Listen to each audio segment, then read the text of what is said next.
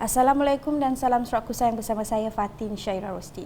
Tumpuan berita, Kerajaan Sarawak melancarkan dasar yang berteraskan kepada 6 sektor ekonomi utama agar dapat melihat potensi yang ada pada sektor-sektor ini. Menurut Premier Sarawak, Datuk Patinggi Tan Sri Dr. Abang Abdul Rahman Zohari Tun Datuk Abang Openg, sektor tersebut adalah pertubuhan pembuatan, pertanian komersial, pelancongan, perhutanan, pelombongan dan perkhidmatan sosial. Katanya keselamatan makanan antara sektor yang agak penting kerana ia adalah satu isu cabaran yang dihadapi oleh dunia hari ini. Apabila disebutkan food security, ini bermakna makanan yang berkualiti.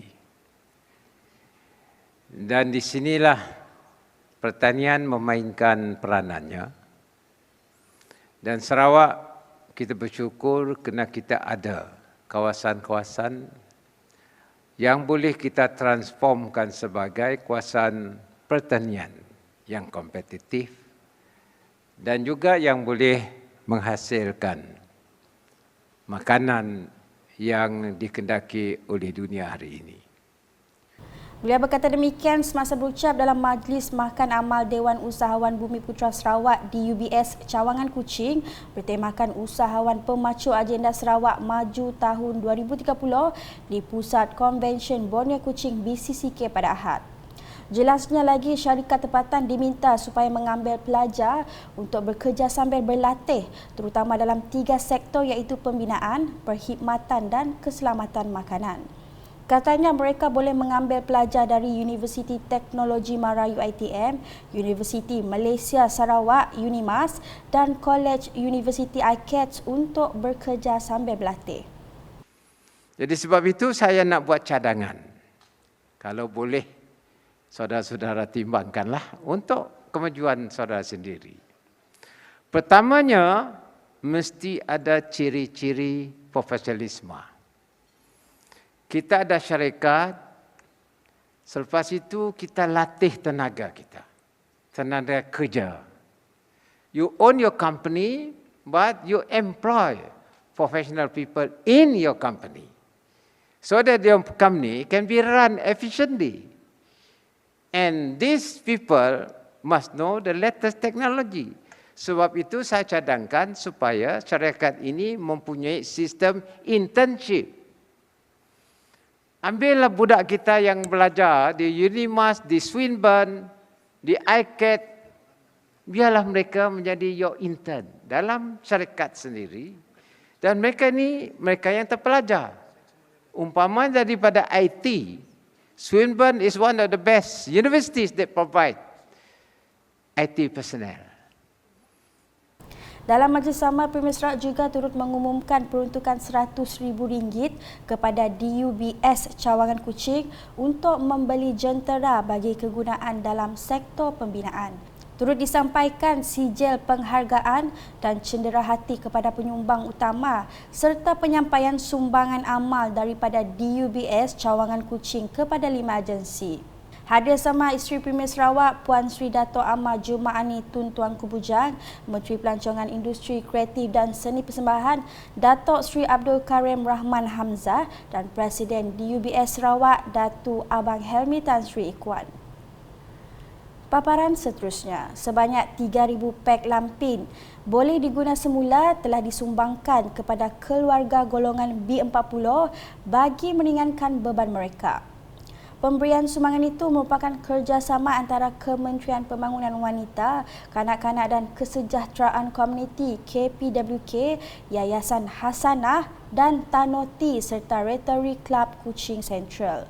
Projek ini juga memberi manfaat kepada 85 tukang jahit lampin terdiri daripada suri rumah yang tinggal di kawasan bandar mahupun luar bandar menjana pendapatan mereka.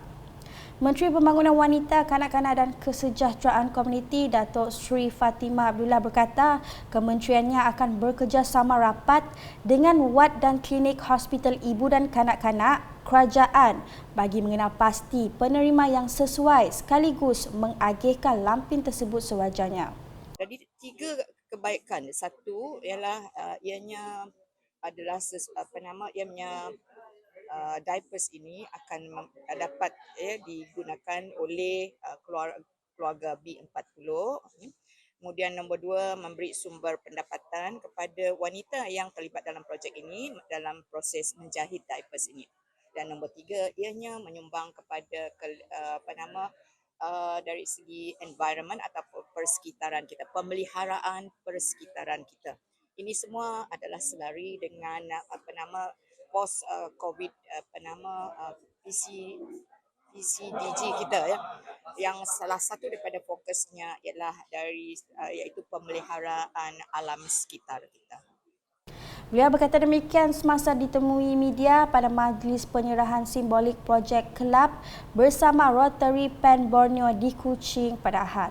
Untuk rekod, Rotary Club Kuching Central telah dipilih sebagai tuan rumah perjumpaan antara Kelab Pen Borneo Distrik 3310 kali ke-32 yang telah bermula dari 25 hingga 27 November 2022 bertemakan Uniquely Sarawak. Dalam perkembangan lain, beliau turut menyentuh tentang pemberian bantuan ibu bersalin BIB yang merupakan inisiatif Kerajaan Sarawak bertujuan membantu setiap ibu di negeri ini yang melahirkan anak. Katanya pemberian bantuan berjumlah RM450 itu bermula sejak tahun 2020 tanpa mengira bangsa, agama atau status sosioekonomi. Dalam perkembangan berkaitan di Miri, Kementerian Pembangunan Wanita, Kanak-kanak dan Kesejahteraan Komuniti KPWK Sarawak bersama Sedidik telah mengenal pasti rakan strategik dalam merangka kurikulum latihan pendidik dan pengasuh untuk membantu kanak-kanak berkeperluan khas di negeri ini. Timbalan Menterinya Datuk Rozi Yunus berkata rakan strategik berkenaan ialah Pusat Genius Kurnia, Pusat Sehenti Intervensi Awal OSEIC Sarawak dan Persekutuan Orang Pekak Malaysia. Jadi latihan ini sebenarnya disasarkan kepada semua pendidik dan pengasuh seramai 136 orang ya. Kita nak latih semua pendidik kita supaya sekurang-kurangnya si Datuk tahulah berbahasa sign language untuk ketahuan asas kemahiran asas berkomunikasi ya.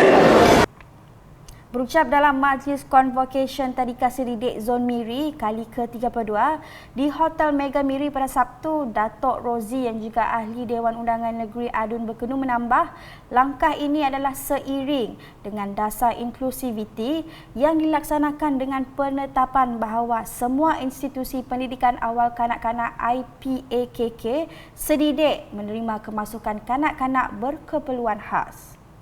Tambah beliau, setakat 13 Oktober 2022, sebanyak 27 tadika sedidik mempunyai seramai 63 kanak-kanak berkeperluan khas iaitu 19 kanak-kanak mempunyai kad orang kurang upaya OKU dan 44 masih dalam proses pendaftaran. Masih dengan laporan di Miri, Pusat Falak di bahagian Bintulu akan mula beroperasi pada suku pertama tahun hadapan. Menurut Timbalan Menteri Utiliti dan Telekomunikasi Datuk Dr. Abdul Rahman Junaidi, pembinaan pusat berkenaan telah pun siap sepenuhnya. Katanya usaha itu menunjukkan hasrat Kerajaan Sarawak untuk menjadikan ilmu berkaitan dengan falak di negeri ini berada di hadapan. Kita di Sarawak tu sebenarnya melihat keperluan untuk memastikan bahawa kita tu sebagai satu kawasan sebagai satu tempat yang boleh menjadi tempat rujukan kepada rakan-rakan kita daripada negara-negara lain dalam ilmu falak tu, iaitu penubuhan lebih besar. Satu lagi pusat falak yang lebih besar di Sarawak. Pertama kita dah ada di Miri, yang kita ada pada hari itu. Yang keduanya kita akan ada di Bintulu tahun hadapan, dan insya-Allah dalam 2-3 tahun sedang dalam perancangan dan pembinaan ialah pusat astronomi Borneo yang terletak di Damai berdekatan dengan kaki Gunung Santubong di Kuching. Dengan kata lain, pada masa akan datang di Sarawak kita ada 3 pusat falak. Beliau berkata demikian dalam majlis perasmian Expo Pusat Falak Miri Street Falak 1444 Hijriah bersamaan 2022 Masihi di Pusat Falak Miri, Luar Esplanade Miri pada Sabtu. Sementara itu, bercakap mengenai Expo Pusat Falak Miri, anjuran Jabatan Mufti Sarawak, sempena sambutan Jubli Perak Jabatan Mufti Sarawak, Datuk Dr. Abdul Rahman berkata, ia merupakan pendekatan yang amat baik untuk berkongsi dengan masyarakat mengenai ilmu falak yang berkait rapat dengan ilmu sains. Tambahnya, ia juga akan memberi pendedahan serta meningkatkan pengetahuan generasi muda di negeri ini mengenai ilmu falak. Di Sarike, Ahli Parlimen Tanjung Manis, Insinyur Yusof Abdul Wahab berharap kerajaan perpaduan yang sedang dalam pembentukan akan melantik lebih ramai ahli parlimen dari gabungan Parti Sarawak GPS dalam kabinet baharu tersebut. Menurutnya, pelantikan menteri atau timbalan menteri dari Sarawak sangat penting bagi membolehkan negeri ini terus menerima pembangunan khususnya di kawasan luar bandar. Kita harap ramailah wakil rakyat daripada Sarawak akan menjadi menteri ataupun timbalan menteri dalam kabinet, dan adalah sangat penting sebab seperti yang mana kita tahu negeri Sarawak dan juga negeri Sabah masih memerlukan pembangunan, banyak pembangunan, banyak projek. Jadi kalaulah menteri tersebut khususnya daripada Sarawak yang menerajui ataupun beberapa kementerian penting ke arah terutama sekali pembangunan luar bandar, ini yang kita harapkan. Jadi ini akan menambah dan merancakkan lagi pembangunan di kawasan-kawasan di Sarawak dan juga di Sabah. Beliau berkata demikian ketika ditemu bual wartawan selepas melawat rumah mangsa kebakaran di kampung seberang Sarike pada Sabtu. Dalam perkembangan lain, beliau juga mencadangkan agar jentera dan peralatan balai bomba di Sarike dinaik taraf dan ditambah keanggotaan bagi memperkasakan keupayaan mereka dalam kerja-kerja memadam kebakaran dan menyelamatkan nyawa. Pertama sekali saya ingin mengulas berkenaan dengan keupayaan balai bomba di Bandar Sarike.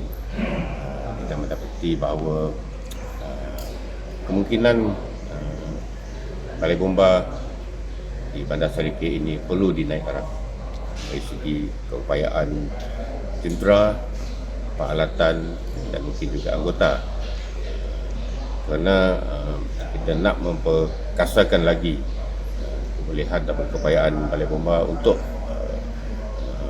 memadam kebakaran dan juga untuk menyelamatlah sebagaimana fungsi mereka sebagai bomba dan penyelamat. Tapi yang pentingnya kita lihat adalah perlu dinaik taraf. Jadi perkara ini akan saya bawa dalam pembahasan dalam soalan lisan nanti di Parlimen apabila disidang pada 19 hari bulan Disember nanti. Dalam lawatan ringkas itu, Insinyur Yusof turut menyampaikan sumbangan peribadi berupa wang tunai dan makanan kepada mangsa. Selanjutnya, penubuhan kerajaan perpaduan yang dicadangkan oleh Yang di-Pertuan Agong Al-Sultan Abdullah Riyatuddin Al-Mustafa Billah Shah sangat bertepatan dengan ciri-ciri Malaysia yang memiliki kepelbagaian kaum agama serta budaya. Selain memelihara keharmonian penduduk, penubuhan kerajaan perpaduan ini juga sangat signifikan dalam menstabilkan semula politik di Malaysia selepas berdepan ketidaktentuan pentadbiran selama hampir 3 tahun. Pada masa sama, rakyat amat berharap kerajaan baharu pimpinan Perdana Menteri Datuk Seri Anwar Ibrahim nanti akan dapat mengatasi kemelut ekonomi terutama dalam isu kenaikan harga barang. Wartawan Unit Komunikasi Awam Sarawak UKAS turun padang untuk mendengar harapan dan impian rakyat di negeri ini terhadap kerajaan baru nanti. Okay, for me kerajaan paduan tu like we all know kan, ada yang majority kan, so kerajaan paduan tu is a gabungan semua parti. I hope that semua parti dapat bekerjasama untuk tubuhkan Malaysia yang lebih bagus. Lagi-lagi lebih-lebih kat Sarawak tu, you can see Sarawak undeveloped gila, so I hope that teknologi ke pembangunan ke Sarawak semakin maju and then pesat. Datuk Seri Anwar ini boleh develop country tu. Basically kita dapat tengok lah dari firstnya jadi PM yang dah tolak, even yang pun gajinya dah fulfill yang pun manifesto yang pertama yang dah tolak gaji and so on. So we can see lah Nya is a better leader right now. Nya pun dah janjikan yang gaji kelak akan minimumnya akan increase 2,000 ke 2.5 untuk student degree. I hope that benda yang akan fulfill so that make orang dia susah gila in the future. Oleh kerana Anwar ini pun orang yang sangat pengalaman dalam politik selama-lama ini. Dalam lebih 40 tahun sudah dia sengsara dalam politik. Jadi sekarang dia jadi Perdana Menteri kita. Saya berharap dia dapat megang kita dalam negeri Sarawak ini, sebab negeri kita ini banyak kaum, banyak bilang kaum di negeri Sarawak ini. Jadi harap dia dapat mengukuhkan, memadukan kita, dan lebih lagi dalam ekonomi, lebih lagi dalam pelajaran kita, dalam budaya kita yang berbilang kaum di negeri kita. Pendapat saya mengenai kerajaan perpaduan, saya bersetuju dengan pembentukan kerajaan perpaduan ini, dan tidak salahnya untuk kita memberi peluang kan kepada kerajaan baru. Dari segi harapan saya agar inflasi makanan yang sekarang rakyat hadapi, agar makanan dapat diturunkan, mendengar suara-suara rakyat, memberi lebih banyak peluang pekerjaan kepada new graduates.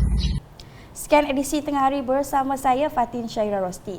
Berita lebih lanjut boleh didapati di semua platform media sosial UKAS, termasuk portal ukas.sarawak.gov.my dan UKAS channel di YouTube.